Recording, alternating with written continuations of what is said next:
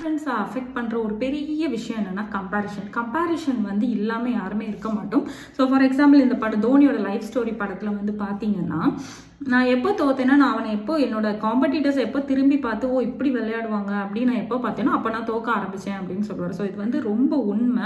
நீங்கள் எவ்வளோ பொட்டென்ஷியலாக இருந்தாலும், இப்போ நீங்கள் ஒரு ஃப்ரெஷராக இருக்கீங்க, ஒரு அகாடமியோ இல்லை உங்களுக்கு தெரிஞ்ச சீனியர்ஸ் யாராவது இருக்காங்கன்னா அவங்கள பார்க்கும்போது உங்களுக்கு என்ன தோணும், இவ்வளோ படிக்கிறாங்க, அதனால தான் லைக் காம்படிஷன் ஹெவியாக இருக்கும், இதே மாதிரி எத்தனை வருஷமாக படிச்சுட்டு இருப்பாங்க அப்படின்னு தோணும்.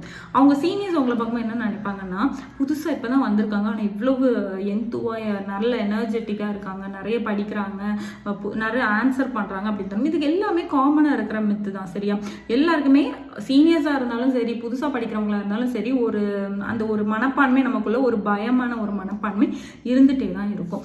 பட் இது வந்து ஹெல்த்தியாக இருக்கிறது ஓகே. ஏன்னா அது ஒரு ஹெல்த்தியாக இருக்கும்போது நமக்கு அது காம்படிஷனாக இருக்கும். ஓகே, நம்ம இதில் வந்து எப்படியாவது ஃபேஸ் பண்ணி உள்ளே ஏறிடணும் அப்படின்னு தோணும், இல்லை எப்படியாவது நம்ம வந்து இன்னும் பெஸ்ட்டு கொடுக்கணும் அப்படின்னு.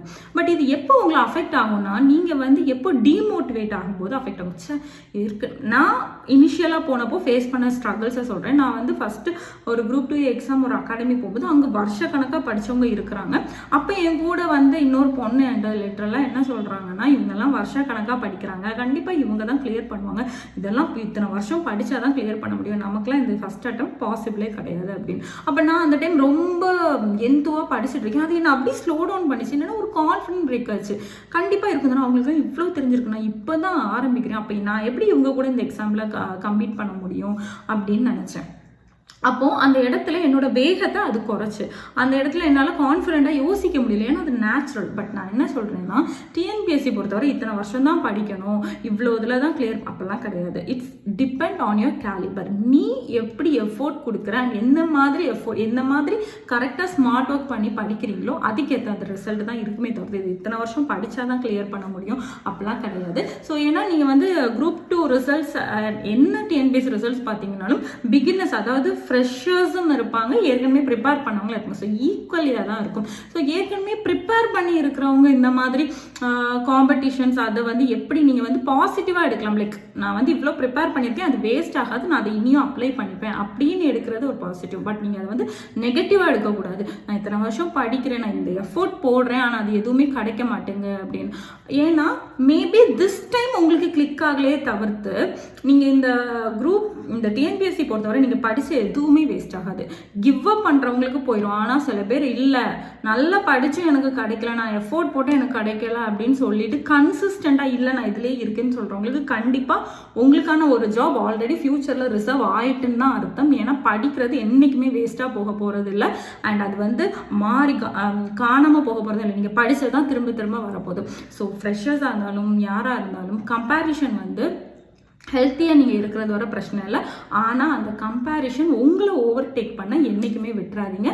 அண்ட் கான்ஃபிடென்ட்டாக தைரியமாக படிங்க. எப்போவுமே ஒன்றே மைண்டில் வச்சுக்கோங்க, இந்த உலகத்துலேயே உங்களுக்கு பெரிய காம்படிஷன் நீங்கள் மட்டும்தான்.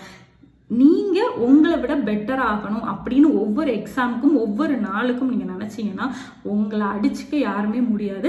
அண்ட் ஒரே ஒரு மந்த்ரா உங்கள் மைண்டில் வைங்க, இப்படி படிக்கிறேன், எனக்கே இந்த வேலை கிடைக்கலன்னா வேறு யாருக்கு கிடைக்க போகுது அப்படிங்கிற கான்ஃபிடென்ட் உங்களுக்கு வந்துட்டுனா நீங்கள் நல்லா ப்ரிப்பேர் பண்ணுறீங்கன்னு அர்த்தம். கண்டிப்பாக அந்த வேலை உங்களுக்கு கிடைக்க போகுதுன்னு அர்த்தம்.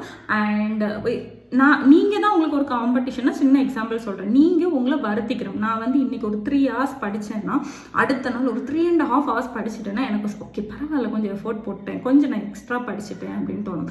அது உங்களை இன்னும் நீங்கள் உங்களுக்கு காம்படிட்டராக இருக்கும்போது நீங்கள் இன்னும் உங்களை அப்கிரேட் பண்ணிக்கிட்டே இருப்பீங்க. அண்ட் கான்ஃபிடென்ட் வைங்க. நல்லா படிச்சிங்கன்னா உங்களுக்கு அந்த தைரியமாக கான்ஃபிடென்ட்டாக கரெக்டாக படிச்சிங்கன்னா உங்களுக்கே உங்கள் மேலே ஒரு கான்ஃபிடென்ட் வரும். இவ்வளோ படிக்கிறேன் எனக்கு கிடைக்கலன்னா வேறு யாருக்குமே கிடைக்காது அப்படின்னு நினைக்கும் போது கண்டிப்பாக அந்த போஸ்ட் உங்களுக்கு கிடைக்கும். கான்ஃபிடென்ட்டாக தைரியமாக எந்த ஒரு நெகட்டிவிட்டியும் அவங்கள வந்து அட்டாக் பண்ணாத அளவுக்கு கண்டிப்பாக டிஎன்பிஎஸ்சி படிக்கும்போது நிறைய லைக் நெகட்டிவிட்டிஸ் கெட்டது மட்டும்தான் நடக்கும். உங்களை படிக்க விடாமல் தடுக்கிற எல்லாமே வரும். அது எல்லாமே வரும்போது நினச்சிக்கோங்க, நாளைக்கு உங்கள் மோட்டிவேஷன் ஸ்டோரியாக இதெல்லாம் அமைய போகிறதுக்காக நடக்குது அப்படின்னு நினச்சி கான்ஃபிடென்ட்டாக தைரியமாக கிடைக்கிற டைமை வேஸ்ட் பண்ணாமல் படிங்க. ஃப்யூச்சரில் வந்து நீங்களும் ஒரு அரசு அதிகாரி, ஃப்யூச்சரில் உங்களுக்கான ஒரு சீட் அங்கே வந்து ரிசர்வ்டாகி இருக்குது, அதுக்கு நீங்கள் இன்றைக்கி உழைக்கிறீங்க, அவ்வளோதான். So keep studying, we'll be in touch. Tata.